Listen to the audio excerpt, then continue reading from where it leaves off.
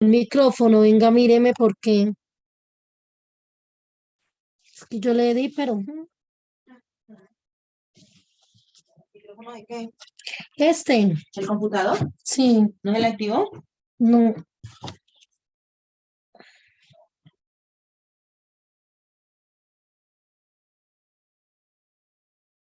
Maritza. no, pero ahí está. Compañera, tiene el audio Es el prendido. micrófono que no se me activó.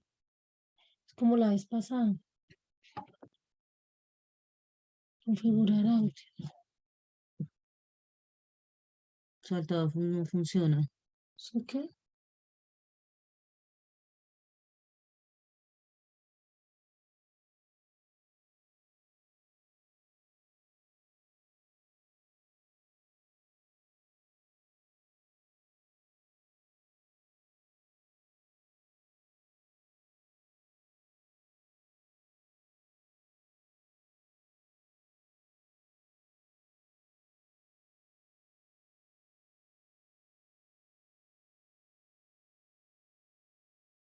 Eh, Mi internet.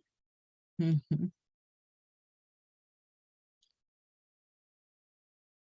Ay, tu cámara. ¿Qué tiene?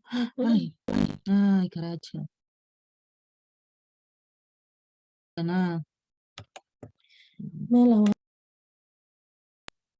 Mm, ¿Y ya están en clase? Probar al a escuchar.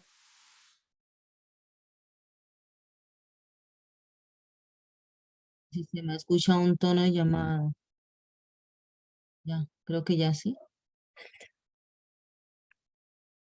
Ay, entonces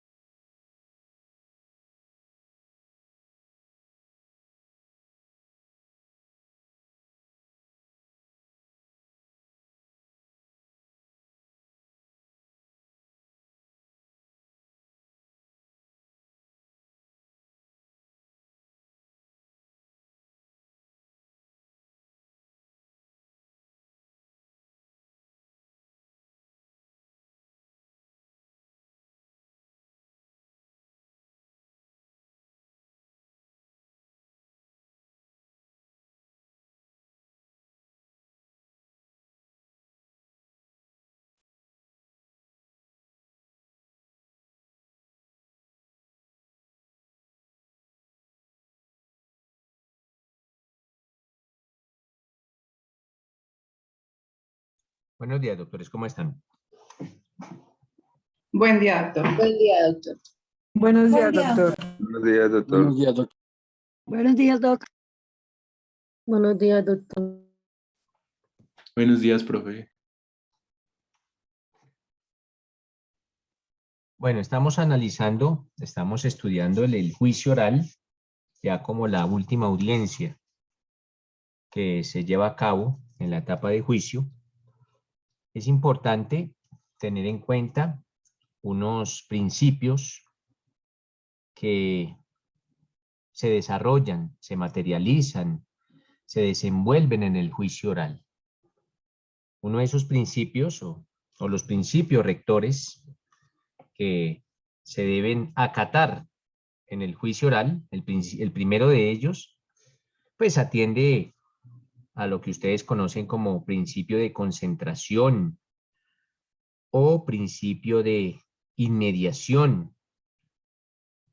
Este principio de concentración y de inmediación lo encuentran en los artículos 16 y 17 del Código de Procedimiento Penal.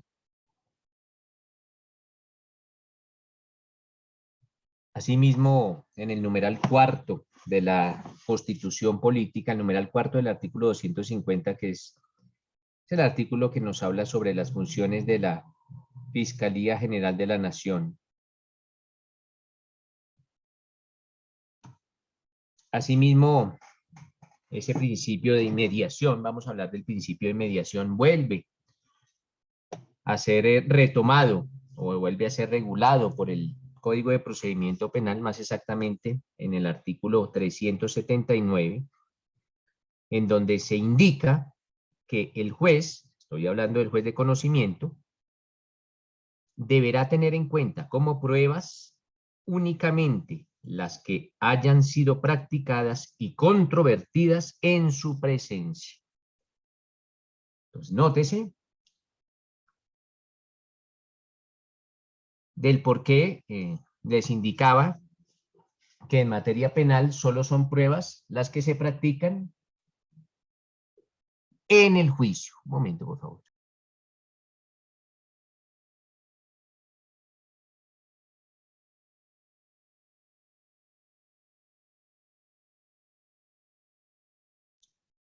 Entonces, doctores, solo pueden ser consideradas como pruebas aquellas que son practicadas y controvertidas en presencia del juez.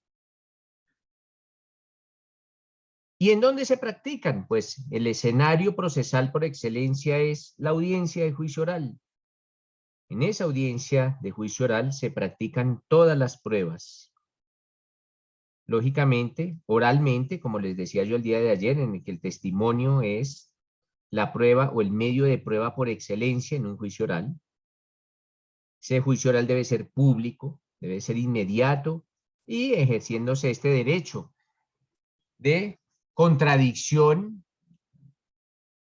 y de concentración. En esto se diferencia este sistema al inquisitivo, que se regía bajo la ley 600, en el cual regía este sistema probatorio que ustedes conocen como la permanencia de la prueba.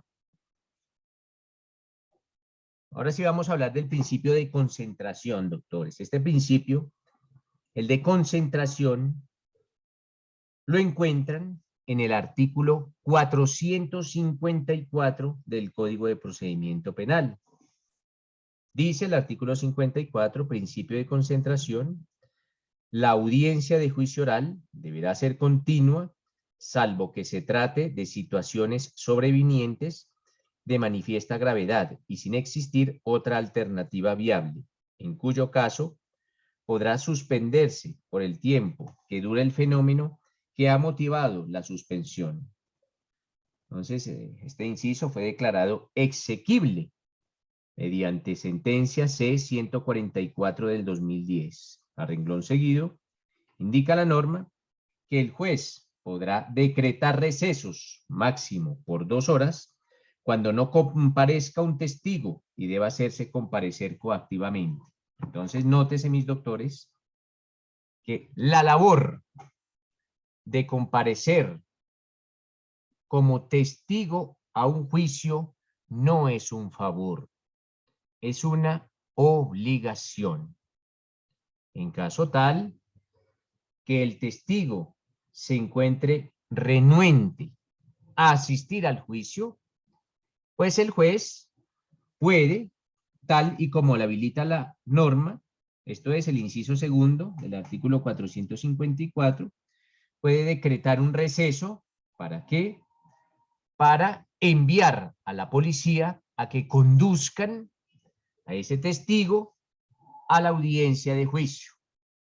Esta figura se conoce como la conducción. Es la facultad que tiene el juez, ojo, solo el juez, de por medios coercitivos, esto es, por intermedio de la Policía Nacional, lograr la comparecencia del testigo en la audiencia de juicio.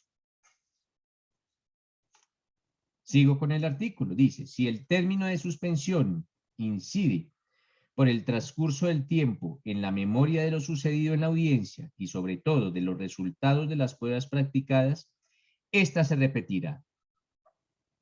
Igual procedimiento se realizará si en cualquier etapa del juicio se debe cambiar al juez. Entonces, doctores, vamos a hablar del cambio del juez. En un caso hipotético, mis doctores, un juez de conocimiento inicia el juicio, no la etapa de juicio, sino inicia el juicio, inicia la audiencia, la última audiencia, conocida como audiencia de juicio oral. Puede pasar que en el transcurso del juicio oral, veíamos ayer que un juicio oral puede llevar varias audiencias. En el transcurso del juicio oral hubo un cambio de juez. O el juez murió, o el juez se pensionó, o lo ascendieron, pero se suscitó alguna circunstancia que implicó el cambio del juez. Y nótese, el juicio ya había comenzado.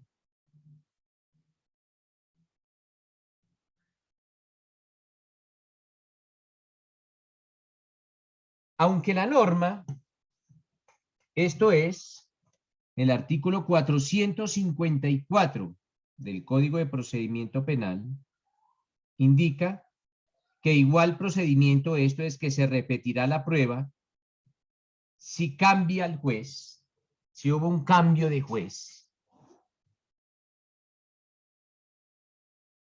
Este hecho ha sido ampliamente estudiado por la Sala de Casación Penal de la Corte Suprema de Justicia. Se tiene inicialmente una sentencia radicado 32556 del año 2010. En ese caso se estudió precisamente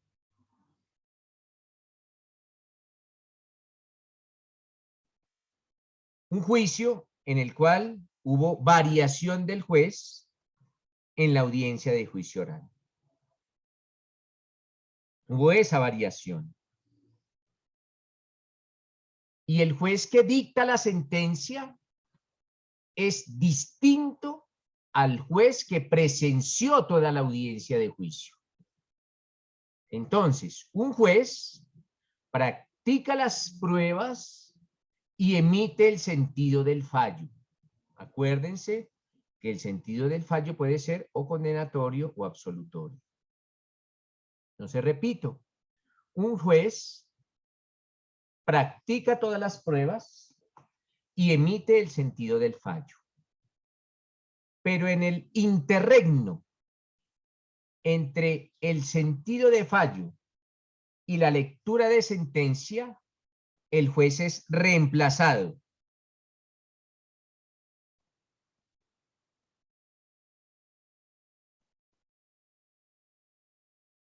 En esa sentencia, la 32556, más exactamente, del 20 de enero del 2010,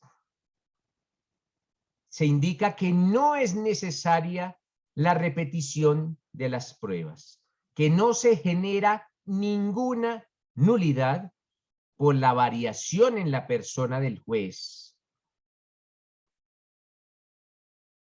Se indica que se debe analizar concienzuda y detenidamente las particularidades del caso.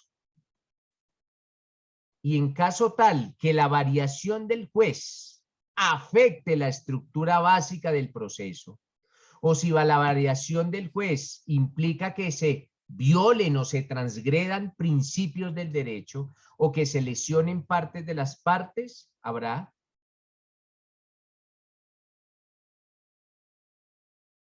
cabida o será necesario la nulidad del juicio. Pero nótese que cada caso es particular y en ese evento en el que estudió la sentencia de la Corte Suprema de Justicia, observó la sala que indistintamente de que hubiese existido una variación en el juez, se garantizaron siempre todos y cada uno de los derechos y de las garantías de las partes. Y todas las etapas del proceso se adelantaron en debida forma. Además, el juez que emite la sentencia, que es, digamos, el último juez, escuchó todos los audios, observó todos los videos correspondientes al juicio. Y esos audios y esos videos son unas herramientas muy valiosas que se implementaron con este sistema procesal con tendencia acusatoria, que tiene como norte la oralidad.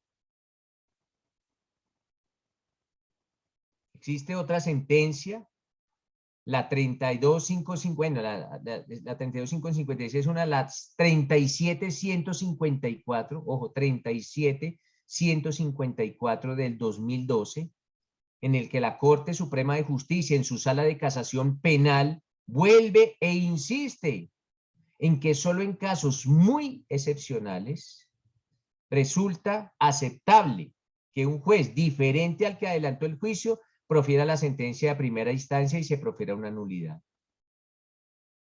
Miren, el cambio del juez se puede presentar porque sale a vacaciones, porque le otorgan una comisión, porque muere, porque lo ascienden, porque le conceden una licencia o una licencia de maternidad. Pero esa situación no genera ninguna nulidad, ninguna nulidad. Se deben analizar las particularidades de cada caso.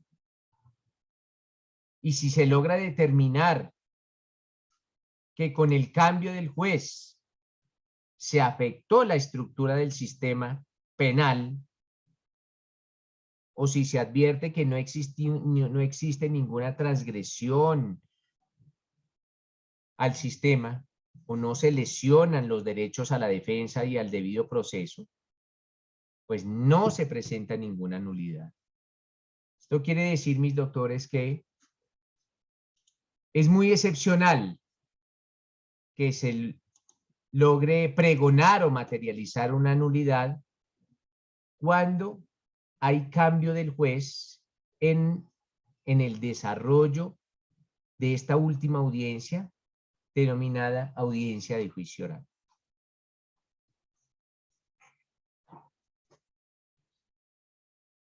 Les decía a mis doctores que ese principio de concentración de la prueba va en contravía o se opone al de permanencia de la prueba, y que el principio de permanencia de la prueba regía en la ley 600 del 2000 o en las leyes procesales anteriores a la ley 600 del 2000. antes de la ley 600 del 2000, desde la ley 600 del, o sea, a partir de la ley 600 del 2000 hacia atrás, siempre regía el principio de permanencia de la prueba. A partir de la expedición de la ley 906 del 2004, se logra un giro en el sistema probatorio y se incorpora el principio de concentración de la prueba o de inmediación de la prueba, en el cual las pruebas se deben practicar delante del juez.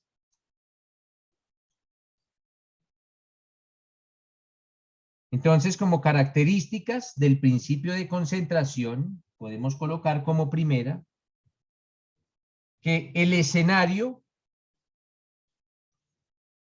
la audiencia de juicio, es el escenario en donde se practican las pruebas. Primera característica. Es en la audiencia de juicio oral en donde se practican las pruebas.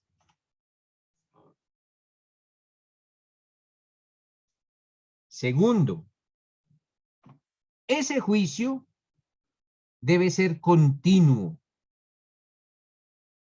salvo que se presente alguna situación sobreviniente o grave que lo impida. Tercero, el juicio debe tener una secuencia y una secuencia racional. ¿Y una secuencia racional para qué, doctores? Para que no se afecte la memoria de lo que ha sucedido en la audiencia pretérita o en la audiencia pasada. Esto es, lógicamente, cuando la audiencia de juicio requiere varias sesiones.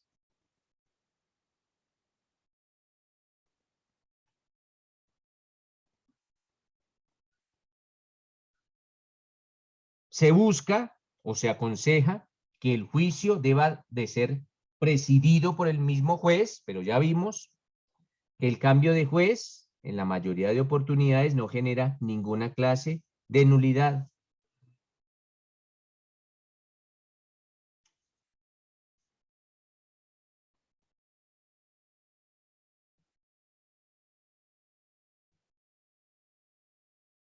Les decía yo el día de ayer, mis doctores, que en la práctica judicial, es en la misma práctica judicial,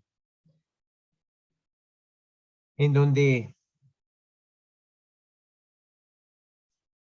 se enseña que es muy excepcional que las pruebas se practiquen en una sola sesión de juicio. En la mayoría de ocasiones se deben adelantar varias sesiones de juicio. Lógicamente esto depende mucho de la complejidad del asunto, o de pronto también depende de la cantidad de pruebas que se hayan admitido y que se van a practicar en ese juicio. Eventualmente también se pueden adelantar varias sesiones si se tienen testigos rebeldes o testigos renuentes. En ocasiones también los abogados o incluso los mismos fiscales, abogados defensores, no asisten a las audiencias. Y acuérdense que la presencia del abogado defensor y del fiscal es completamente necesaria para la celebración de la audiencia de juicio. En eventuales casos también el juez no podrá asistir a la audiencia. ¿Por qué? Porque tiene en su despacho asuntos más urgentes, ejemplo, una acción de habeas corpus, o el juez se encuentra en una incapacidad médica, o está atendiendo algún requerimiento del Consejo de la Judicatura.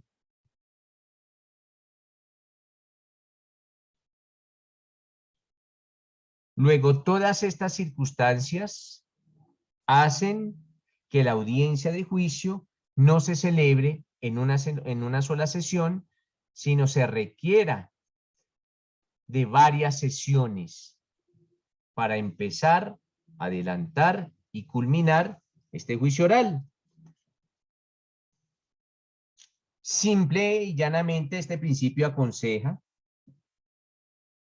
que en la medida de lo posible y dada la congestión del juzgado, pues sean lo más seguidas posibles, para que las partes y el juez no olviden lo que ha pasado en la anterior audiencia o en la audiencia pretérita o en la audiencia que antecedió la celebración de la que se está realizando.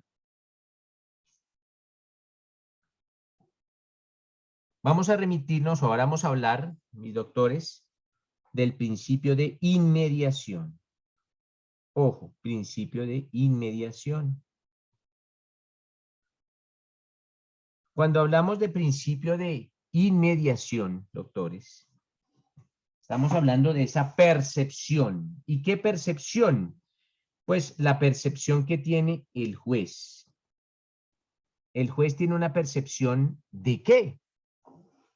De los elementos de conocimiento, de estos elementos materiales probatorios, asimismo de estas personas que intervienen en audiencia de juicio.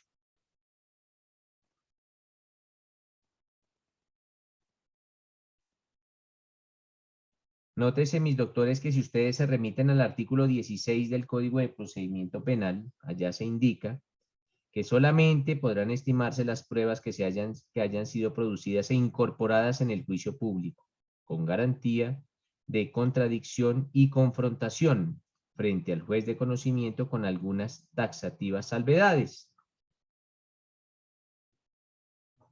La inmediación, mis doctores, viene tomada de la mano o está relacionada, tiene un vínculo, una conexión con el principio de concentración. Están directamente relacionadas el derecho de inmediación y el principio de concentración.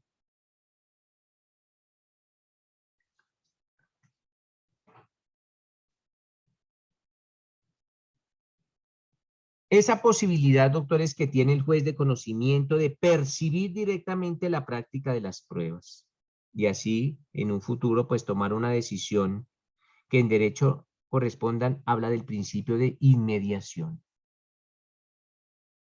Es el juez el encargado de practicar las pruebas.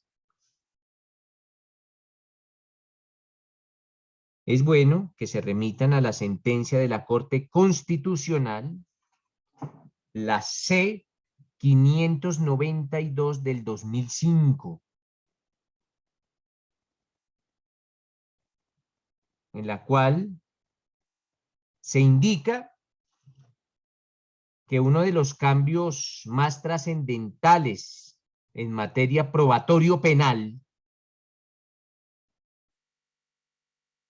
obedece al nacimiento de estos principios. Hablo del de inmediación y el de contradicción. Y en lo que atiende al principio de inmediación, esta sentencia de la Corte dice que es ese hecho por el cual las pruebas se practican ante un juez.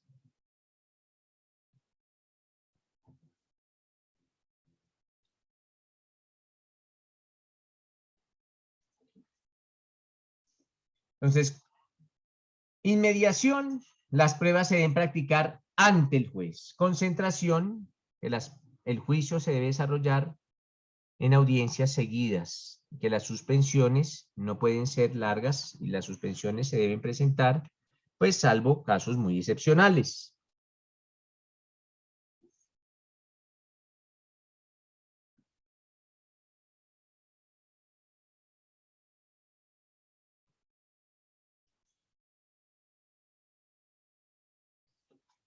Entonces, doctores, estos principios de inmediación y este principio de concentración rigen la audiencia de juicio oral.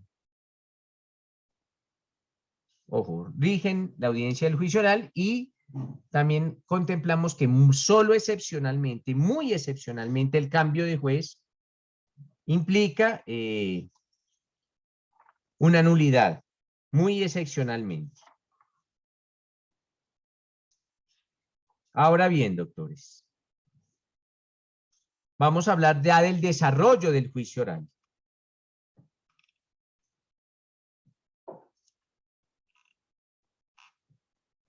Ya de la dinámica, básicamente, del juicio oral. El juicio oral, mis doctores, les decía yo el día de ayer que es como el eje de este proceso penal.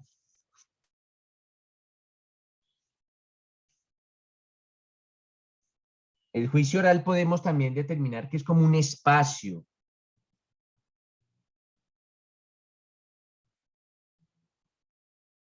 Es un espacio en el cual se van a efectuar esa carga argumentativa de cada una de las partes. Y esa carga argumentativa, pues lógicamente con base en el conocimiento que se le debe llevar al juez. La verdad que se ventila en un juicio oral, mis doctores, es una verdad construida. Nunca será la verdad real. No.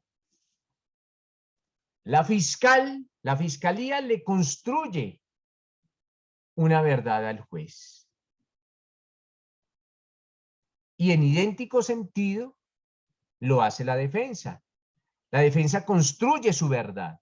La fiscalía construye su verdad. Con base en cargas argumentativas, con base en lo que ustedes conocen como los alegatos, ya sea de apertura o de cierre.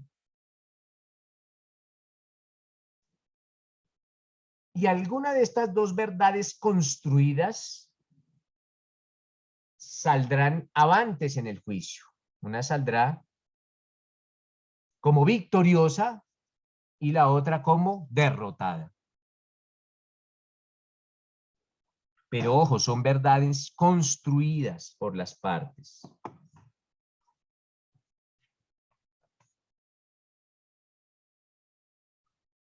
Decíamos el día de ayer, pero pues para las personas que fueron, pues, si no repetimos estos algunos aspectos de lo que se indicó el día de ayer, que el juicio oral tiene unas fases o unas etapas.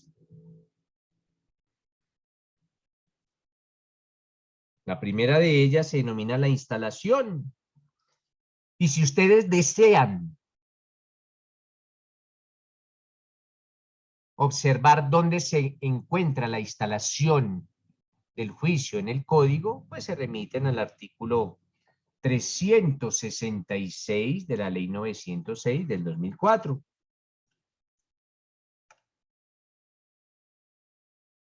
Más que obvio que se necesite la presencia del juez para la realización del juicio. Pueden remitirse ustedes igualmente en ejercicio de remisión normativa al artículo 107 del Código General del Proceso, en el cual se indica que toda audiencia será presidida por el juez, o en su caso por el magistrado que conozca el proceso, y que la ausencia del juez o del magistrado genera nulidad de esa actuación.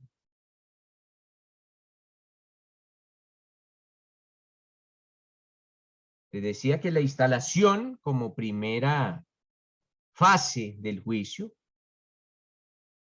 la realiza el juez de conocimiento. ¿Cuándo? Pues el día y la hora señalada en la audiencia anterior, esto es, en la audiencia preparatoria. Durante el transcurso del juicio, el juez de conocimiento tiene que velar. ¿Y velar por qué? Porque las personas que se encuentren presentes en ese juicio guarden silencio absoluto.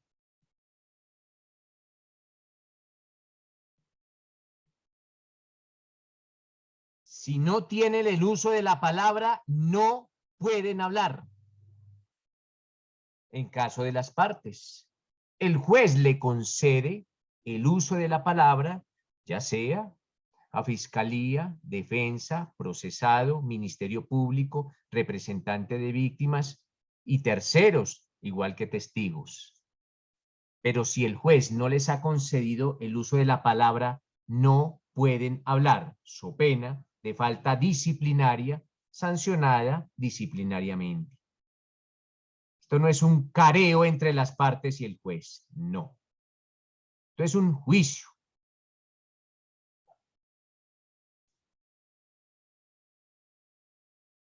Igualmente, mis doctores, el juez le puede conceder a las partes algunos turnos para que realicen sus intervenciones.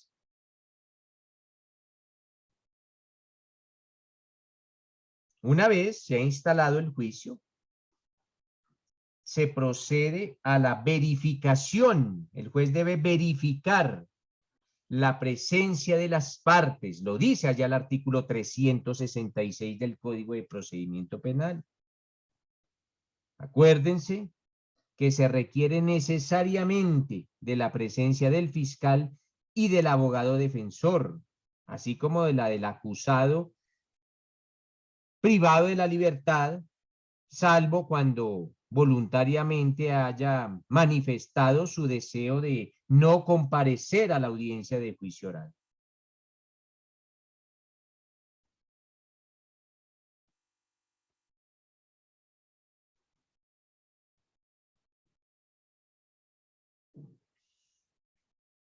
En los procesos que usted, disculpen, en los procesos que ustedes van a adelantar en su consultorio jurídico por el procedimiento especial abreviado o proceso del acusador privado que se llevan allá en los juzgados municipales.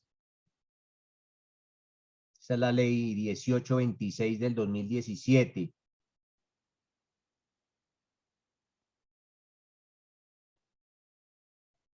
Este procedimiento, más que todo decíamos el día de ayer que en su consultorio jurídico van a adelantar procesos ante los jueces penales municipales bajo la égida de un procedimiento que se denomina el procedimiento penal abreviado, especial abreviado, o del acusador privado. En ese procedimiento, que básicamente se adelanta por los procesos, por delitos querellables, delitos que requieren querella como requisito de procedibilidad y de audiencia de conciliación. Se modificó el artículo 76 con relación al desistimiento de la querella. Y ese desistimiento de la querella, acorde con ese procedimiento especial abreviado, se puede presentar al inicio de la audiencia de juicio oral. Entonces, al dar inicio a esta audiencia de juicio oral, el querellante puede manifestar, ya sea verbalmente o por escrito, su deseo de desistir de la querella o desistir de la acción penal.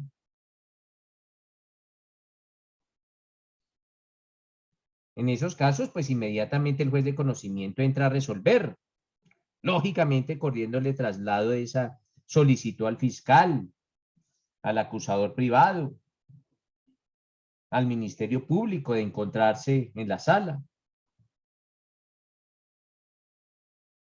y advertir que efectivamente ese desistimiento de la querella sea una decisión libre, consciente, espontánea y voluntaria. El artículo 367 del Código de Procedimiento Penal, igual dentro de la dinámica del juicio oral, contempla que es la última oportunidad que tiene el procesado de allanarse a los cargos, de aceptar la responsabilidad por los cargos que le fueron acusados.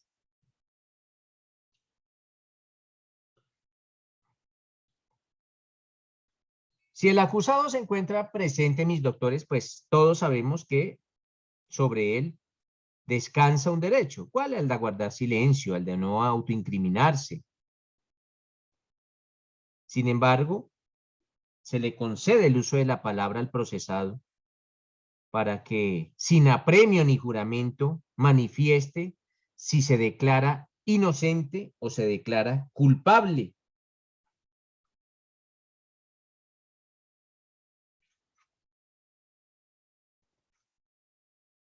En ocasiones, esa declaración de inocencia o culpabilidad puede ser mixta.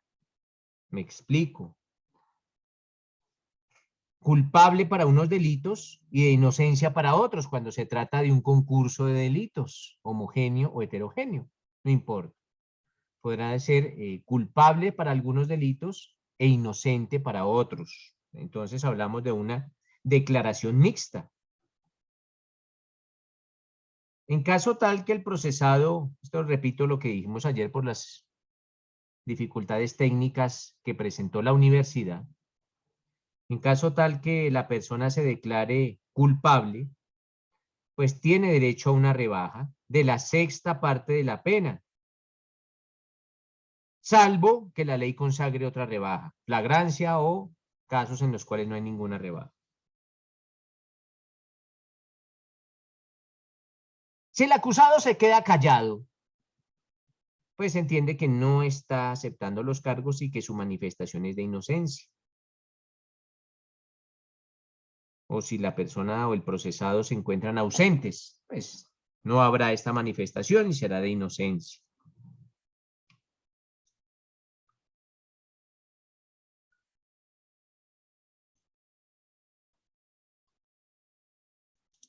Vamos un break pequeño, 10 minutos y ya continuamos. Gracias, doctor. Gracias, doctor.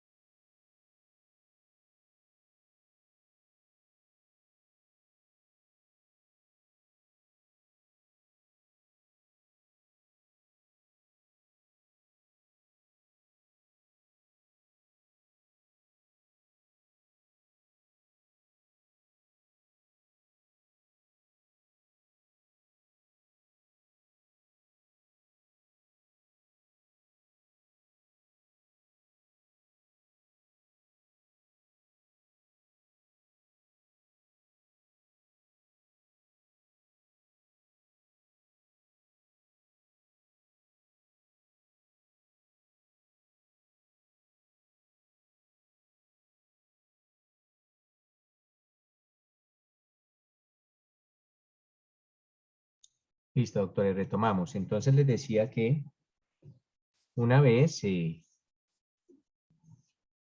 ha expresado la voluntad en este caso del acusado, en no aceptar los cargos, o que no se encuentre presente o que se quede callado, pues se procede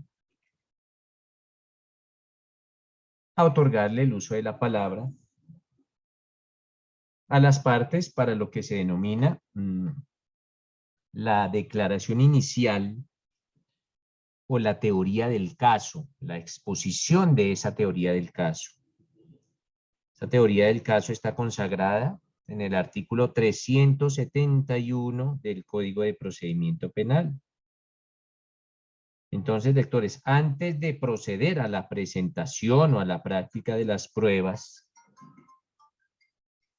espérenme un momento.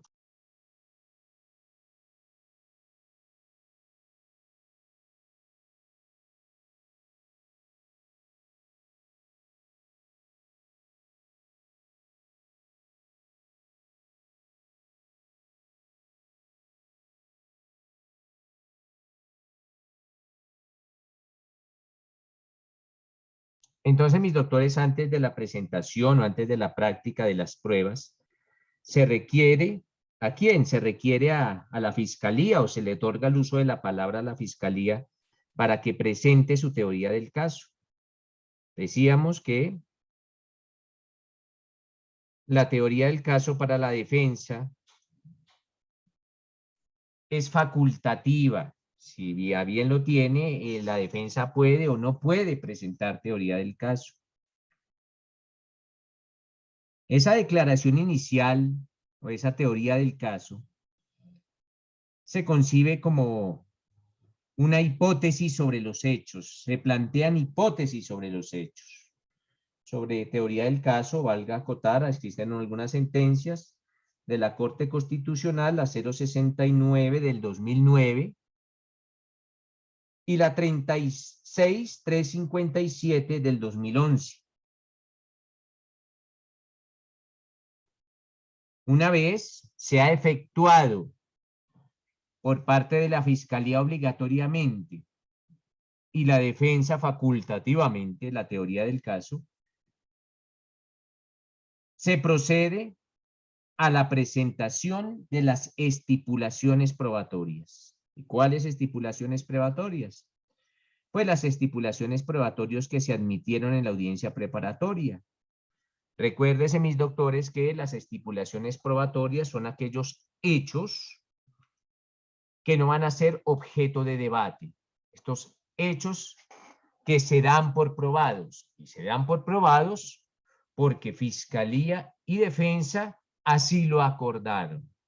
Entonces, podemos indicar que las estipulaciones probatorias consisten en un acuerdo entre Defensa y Fiscalía para dar unos ciertos hechos como probados y que esos hechos, al darse como probados, no sean objeto de debate en la audiencia de juicio. En este caso, el juez requiere a las partes para que relacionen o presenten o expongan esas estipulaciones probatorias. Decíamos que las acordadas en la audiencia preparatoria, esto acorde con el artículo 10 y el artículo 356 del Código de Procedimiento Penal, pero que nada impide para que se celebren nuevas estipulaciones probatorias en el lapso comprendido entre la audiencia preparatoria y el juicio oral. Se pueden llegar a presentar nuevas estipulaciones probatorias.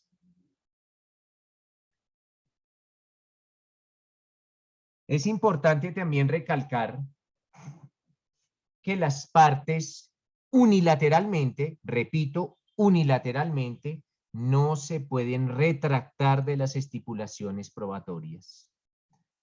Para que se presente una retractación de las estipulaciones probatorias, es necesario que Fiscalía y Defensa así lo manifiesten, pero no podrán adelantarse retractaciones unilaterales.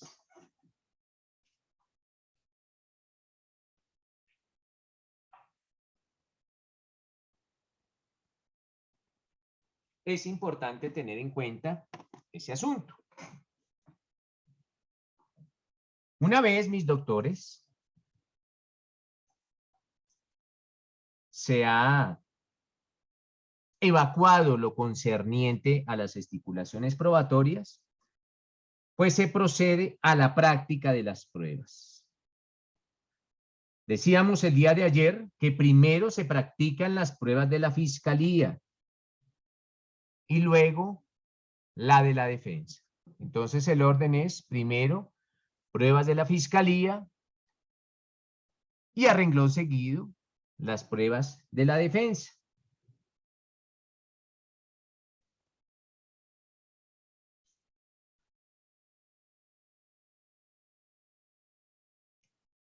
Una vez se han practicado las pruebas, se procede con las alegaciones de conclusión, o lo que se conoce también como alegatos de conclusión.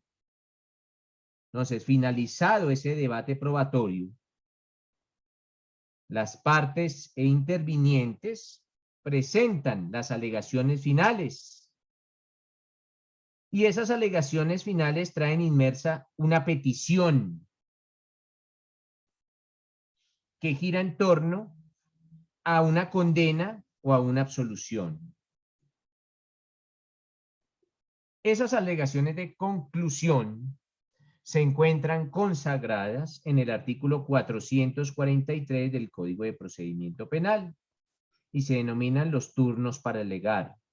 Dice esa norma que el fiscal expondrá oralmente los argumentos relativos al análisis de la prueba, tipificando de manera circunstanciada la conducta por la cual ha presentado la acusación. A continuación, se dará el uso de la palabra al representante legal de las víctimas, si lo hubiere, y al Ministerio Público, en este orden, quienes podrán presentar sus alegatos atinentes a la responsabilidad del acusado. Finalmente, la defensa, si lo considera pertinente, expondrá sus argumentos, los cuales podrán ser controvertidos exclusivamente por la Fiscalía. Si ello ocurriere, la defensa tendrá derecho de réplica y, en todo caso, dispondrá del último turno de intervención argumentativa. Las réplicas se limitarán a los temas abordados. Del estudio de esta normatividad podemos establecer que los alegatos de conclusión son obligatorios para las partes e intervinientes, exceptuando a la defensa, porque indica la norma que finalmente la defensa sí lo considera pertinente. Entonces, si la defensa considera pertinente realizar alegatos de conclusión, lo hará. Si no, no. Y en esta etapa procesal, esto es en los alegatos de conclusión, también se lleva a cabo lo concerniente a las réplicas. Esto es, los postulados que se tienen que realizar en contra de los alegatos de conclusión de la contraparte. Los contraargumentos de los alegatos de conclusión, que solo lo realizan Fiscalía y Defensa. Para las réplicas no se le concede uso de la palabra ni a representante de víctimas ni a Ministerio Público. La ley así lo consagra. El orden de los alegatos es, pues, primero fiscal, después representante legal de las víctimas, posteriormente el agente del Ministerio Público y finalmente el abogado defensor. El procesado también puede realizar alegaciones finales en ejercicio de su derecho a la defensa material. Acuérdense que en tratándose de defensa existe la material, la que ejerce el propio procesado, y la técnica, que es la que ejerce el abogado con expertos conocimientos en derecho penal. Una vez se han escuchado las alegaciones de conclusión, viene el anuncio del sentido del fallo. tal y como lo consagra el artículo 445 del Código de Procedimiento Penal. Allí se dice que una vez presentados los alegatos, el juez declarará que el debate ha terminado y, de ser necesario, podrá decretar un receso hasta por 2 horas para anunciar el sentido del fallo. Ese sentido del fallo, ojo, les decía yo el día de ayer, no es un fallo, es un sentido del fallo. Solo anunciar cómo va a salir la sentencia.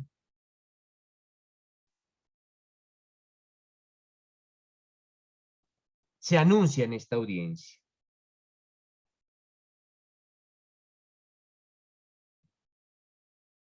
Espérenme un momento.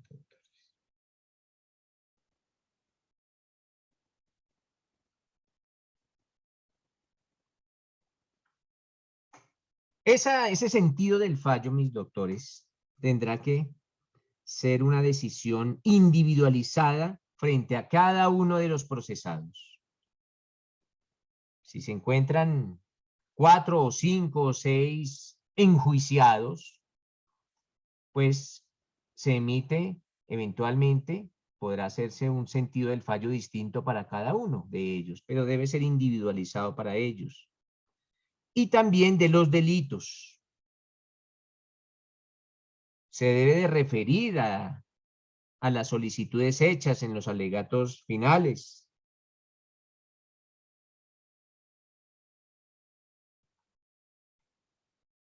Les decía también el día de ayer que en caso tal que el procesado se halle en libertad, ojo, que el procesado se halle en libertad, si el sentido del fallo es condenatorio, se exige, óigase bien mis doctores, se exige en el mismo momento del anuncio del sentido del fallo condenatorio, se exige la captura inmediata del procesado.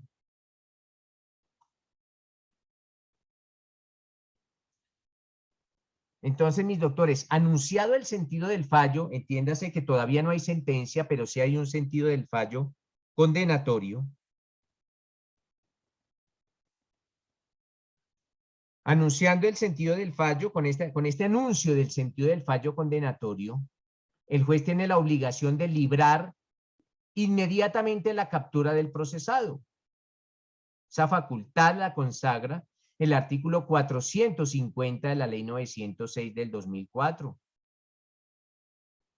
Les decía igualmente el día de ayer que la Sala de Casación Penal de la Corte Suprema de Justicia ha precisado que cuando se condena a un procesado y se le niegan los subrogados, la captura se debe ordenar en el mismo momento en que se anuncia el sentido del fallo. ¿Qué sentencia? El radicado 56.600, repito, 56.600 del 15 de julio del año 2020.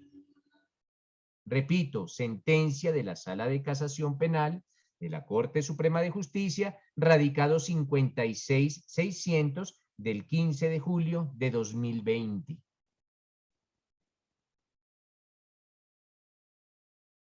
Y que solo excepcionalmente el juez puede abstenerse de ordenar la captura del procesado.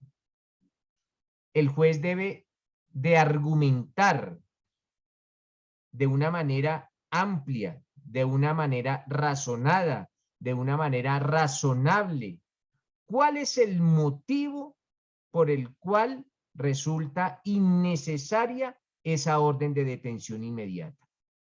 Les decía que esto puede presentarse, por ejemplo, cuando aparece debidamente demostrado que el acusado padece de una enfermedad grave. Pero, mis doctores, es importante tener en cuenta que en cada caso se debe analizar en forma muy concreta la situación. Miren, ustedes adelantarán casos en los cuales el procesado se rehusó a comparecer al proceso. ¿Era persona ausente o era contumaz? ¿Se fugó, se escondió?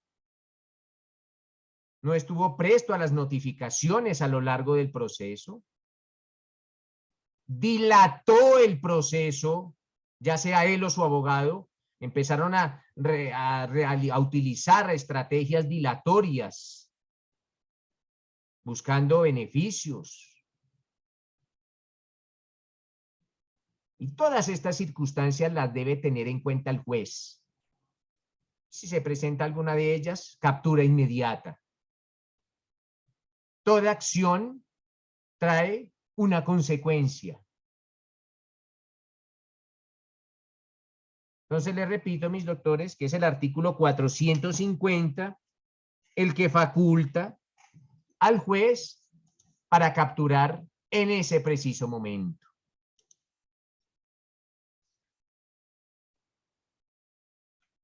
A renglón seguido, pues, se procede a señalar fecha y hora para la audiencia de lectura de sentencia.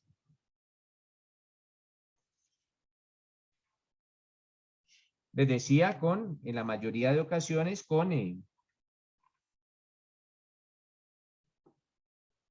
en la mayoría de ocasiones, pues, se ponen de acuerdo entre las agendas de las partes. Esa es como la dinámica que se celebra en un juicio oral. Eso fue, pues, las personas que no pudieron asistir al día de ayer y por problemas técnicos no escucharon la clase, pues ese fue un resumen de todo lo que se dijo en la clase de ayer. De hecho, se hizo un simulacro, pequeño simulacro de un aspecto de una audiencia. Doctores, muchas gracias. Nos vemos el día de mañana y feliz día. Gracias, doctor. Buen día. Gracias, doctor. Muy